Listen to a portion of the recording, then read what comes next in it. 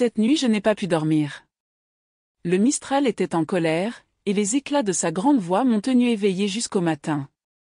Balançant lourdement ses ailes mutilées qui sifflaient à la bise comme les agrès d'un navire, tout le moulin craquait. Des tuiles s'envolaient de sa toiture en déroute. Au loin, les pins serrés dont la colline est couverte s'agitaient et bruissaient dans l'ombre. On se serait cru en pleine mer. Cela m'a rappelé tout à fait mes belles insomnies d'il y a 3 ans, quand j'habitais le phare des Sanguinaires, là-bas, sur la côte corse, à l'entrée du golfe d'Ajaccio. Encore un joli coin que j'avais trouvé là pour rêver et pour être seul. Figurez-vous une île rougeâtre et d'aspect farouche, le phare à une pointe, à l'autre une vieille tour génoise, où de mon temps, logeait un aigle.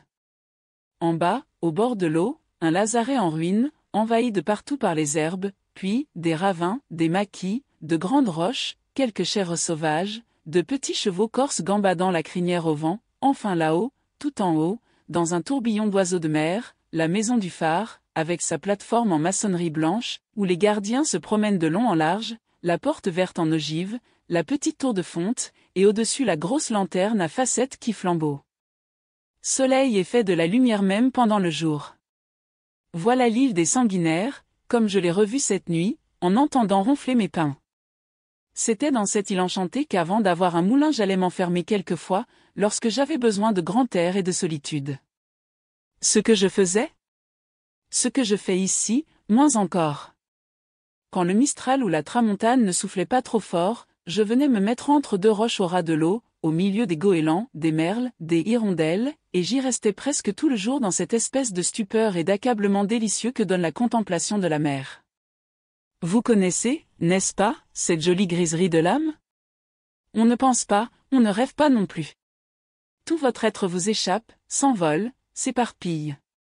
On est la mouette qui plonge, la poussière d'écume qui flotte au soleil entre 2 vagues, la fumée blanche de ce paquebot qui s'éloigne, ce petit corailleur à voile rouge, cette perle d'eau, ce flocon de brume, tout excepté soi-même.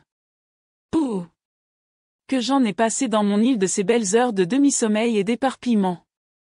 Les jours de grand vent, le bord de l'eau n'étant pas tenable, je m'enfermais dans la cour du lazaret, une petite cour mélancolique, tout embaumée de romarin et d'absinthe sauvage, et là, blotti contre un PAN de vieux murs, je me laissais envahir doucement par le vague parfum d'abandon et de tristesse qui flottait avec le soleil dans les logettes de pierre, ouvertes tout autour comme d'anciennes tombes.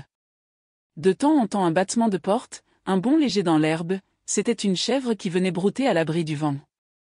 En me voyant, elle s'arrêtait interdite, et restait plantée devant moi, l'air vif, la corne haute, me regardant d'un œil enfantin. Vers 5 heures, le porte-voix des gardiens m'appelait pour dîner. Je prenais alors un petit sentier dans le maquis grimpant à pic au-dessus de la mer, et je revenais lentement vers le phare, me retournant à chaque pas sur cet immense horizon d'eau et de lumière qui semblait s'élargir à mesure que je montais. Là-haut c'était charmant. Je vois encore cette belle salle à manger à larges dalles, à lambris de chêne, la bouillabaisse fumant au milieu, la porte grande ouverte sur la terrasse blanche et tout le couchant qui entrait. Les gardiens étaient là, m'attendant pour se mettre à table. Il y en avait 3, un Marseillais et 2 Corses, tous 3 petits, barbus, le même visage tanné, crevassé, le même pelone, caban, en poil de chèvre, mais d'allure et d'humeur entièrement opposées. À la façon de vivre de ces gens, on sentait tout de suite la différence des 2 races. Le Marseillais, industrieux et vif, toujours affairé, toujours en mouvement, courait l'île du matin au soir, jardinant, pêchant, ramassant des œufs de gouaille, s'embusquant dans le maquis pour traire une chèvre au passage, et toujours quelque aïoli ou quelque bouillabaisse en train. Les Corses, eux, en dehors de leur service, ne s'occupaient absolument de rien, ils se considéraient comme des fonctionnaires, et passaient toute leur journée dans la cuisine à jouer d'interminables parties de scopa, ne s'interrompant que pour rallumer leur pipe d'un air grave et haché avec des ciseaux, dans le creux de leurs mains, de grandes feuilles de tabac vert. Du reste, Marseillais et Corses, tous 3 de bonnes gens, simples, naïfs, et pleins de prévenance pour leur hôte, quoique au fond il dût leur paraître un monsieur bien extraordinaire. Pensez donc! Venir s'enfermer au phare pour son plaisir. Eux qui trouvent les journées si longues, et qui sont si heureux quand c'est leur tour d'aller à terre. Dans la belle saison, ce grand bonheur leur arrive tous les mois. 10 jours de terre pour 30 jours de phare, voilà le règlement, mais avec l'hiver et les gros temps, il n'y a plus de règlement qui tienne. Le vent souffle, la vague monte, les sanguinaires sont blanches d'écume, et les gardiens de service restent bloqués 2 ou 3 mois de suite, quelquefois même dans de terribles conditions.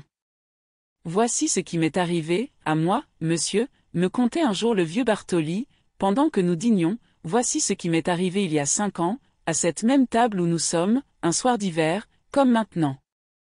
Ce soir-là, nous n'étions que 2 dans le phare, moi et un camarade qu'on appelait Tchéco. Les autres étaient à terre, malades, en congé, je ne sais plus. Nous finissions de dîner, bien tranquilles. Tout à coup, voilà mon camarade qui s'arrête de manger, me regarde un moment avec de drôles d'yeux, et pouf! Tombe sur la table, les bras en avant.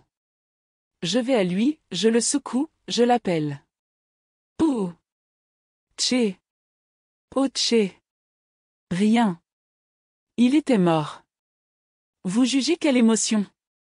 Je restai plus d'1 heure stupide et tremblant devant ce cadavre, puis, subitement cette idée me vient, et le phare. Je n'eus que le temps de monter dans la lanterne et d'allumer. La nuit était déjà là. Quelle nuit, monsieur? La mer, le vent, n'avaient plus leur voix naturelle. À tout moment il me semblait que quelqu'un m'appelait dans l'escalier. Avec cela une fièvre, une soif. Mais vous ne m'auriez pas fait descendre, j'avais trop peur du mort. Pourtant, au petit jour, le courage me revint un peu. Je portai mon camarade sur son lit, un drap dessus, un bout de prière, et puis vite aux signaux d'alarme. Malheureusement, la mer était trop grosse, j'eus beau appeler, personne ne vint. Me voilà seul dans le phare avec mon pauvre Tchéco, et Dieu sait pour combien de temps. J'espérais pouvoir le garder près de moi jusqu'à l'arrivée du bateau, mais au bout de 3 jours ce n'était plus possible. Comment faire? Le porter dehors? L'enterrer? La roche était trop dure, et il y a tant de corbeaux dans l'île. C'était pitié de leur abandonner ce chrétien. Alors je songeais à le descendre dans une des logettes du lazaret. Ça me prit toute une après-midi cette triste corvée-là, et je vous réponds qu'il m'en fallut du courage. Tenez! Monsieur, encore aujourd'hui, quand je descends ce côté de l'île par une après-midi de grand vent, il me semble que j'ai toujours le mort sur les épaules. Pauvre vieux Bartoli! La sueur lui en coulait sur le front, rien que d'y penser. Nos repas se passaient ainsi à causer longuement, le phare, la mer, des récits de naufrages, des histoires de bandits corses. Puis, le jour tombant, le gardien du premier quart allumait sa petite lampe, prenait sa pipe, sa gourde, un gros plutarque à tranches rouges, toute la bibliothèque des sanguinaires, et disparaissait par le fond. Au bout d'un moment, c'était dans tout le phare un fracas de chaînes, de poulies, de gros poids d'horloge qu'on remontait. Moi, pendant ce temps, j'allais m'asseoir dehors sur la terrasse. Le soleil, déjà très bas, descendait vers l'eau de plus en plus vite, entraînant tout l'horizon après lui. Le vent fraîchissait, l'île devenait violette. Dans le ciel, près de moi, un gros oiseau passait lourdement, c'était l'aigle de la tour génoise qui rentrait. Peu à peu la brume de mer montait. Bientôt on ne voyait plus que l'ourlet blanc de l'écume autour de l'île.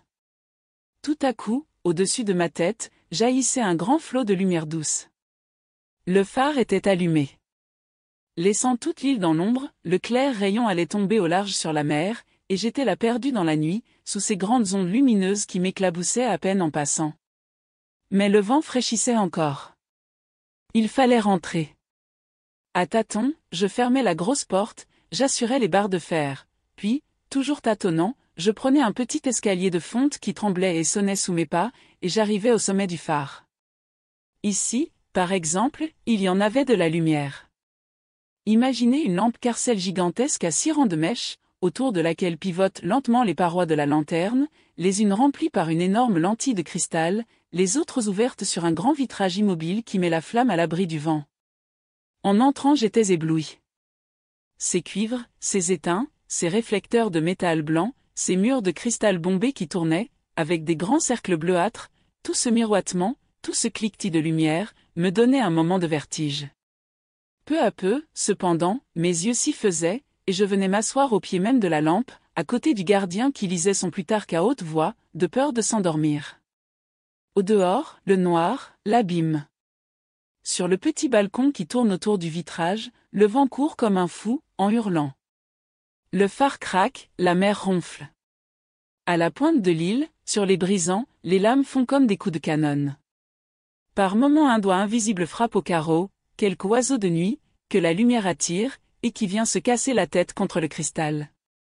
Dans la lanterne étincelante et chaude, rien que le crépitement de la flamme, le bruit de l'huile qui s'égoutte, de la chaîne qui se dévide, et une voix monotone psalmodiant la vie de Démétrie de Phalère. À minuit, le gardien se levait, jetait un dernier coup d'œil à ses mèches, et nous descendions. Dans l'escalier on rencontrait le camarade du second quart qui montait en se frottant les yeux, on lui passait la gourde, le Plutarque. Puis, avant de gagner nos lits, nous entrions un moment dans la chambre du fond, tout encombrée de chaînes, de gros poids, de réservoirs d'étain, de cordages, et là, à la lueur de sa petite lampe, le gardien écrivait sur le grand livre du phare, toujours ouvert. Minuit. Grosse mer tempête. Navire au large.